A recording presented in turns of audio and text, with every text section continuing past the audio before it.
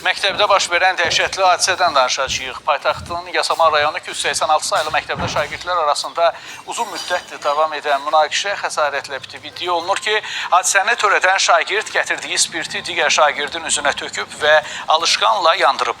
Hazırda xəsarət alan şagird reanimasiyadadır. Rəşad Vəkiloğlu hadisənin təfərrüatlarını araşdırıb.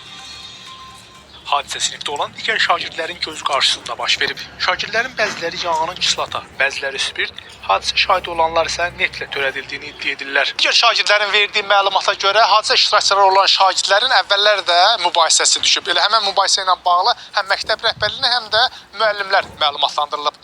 Ancaq problem həllini tapmadığı üçün şagird özü problemi həll etmə qərarına gəlib. Hətta evdən üzərində bir iddiaya görə kislata, digər iddiada neft, digər iddiada isə spirt gətirərək mübahisə elədiyi şagirdin üzərinə töküb, daha sonra ona od vuraraq xəsarət yetirib. Hazırda şagirdin vəziyyəti ağırdır və xəstəxanada müalicəsi davam etdirilir. Şagirdlər iddia edirlər ki, yanğına 9 sinif şagirdlərinin sinif yoldaşları və müəllimlər müdaxilə ediblər. Saçından başlayıb bütün paltarından yedik. Hatta su yanan uşağın üstünə tullanıb, o yanma söndürüb, qaçan uşağı da tutub. Bakı şəhər Təhsil İdarəsindən verilən məlumata görə dərhal məktəbə təcili yardım briqadası çağırılıb.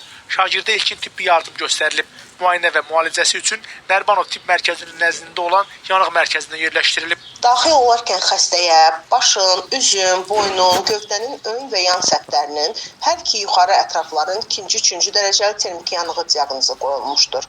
Xəstənin vəziyyəti ağır qiymətləndirilir və reanimasiya şöbəsində müalicəsi davam etdirilir. Hadisə ilə əlaqədar şagirdin valideynlərinə və aidiyyəti qurumlara da məlumat verilib. Məsələ aidiyyəti qurumlar tərəfindən nəzarətə götürülüb və müvafiq araşdırmalara başlanılıb. Hadisəni törətməkdə şübhəli bilinən şagird polis tərəfindən saxlanılıb. Bir iki gün əvvəl də davam eləmişdi. 2 dəfə uşaq şikayət edibdi, müəllimləri zaten, müəllimlər nəzərə almır. Məktəblinin yanğın törətdiyi mayeəni sinifə necə aparması, eyni zamanda məktəbə daxil olarkən çantalarının yoxlanıb yoxlanmaması ilə bağlı 286 sayılı məktəbin rəhbərliyindən və mühafizəçilərindən mövqe öyrənməyə cəhd etsək də alınmadı. Direktor içəridədir, məktəbdə.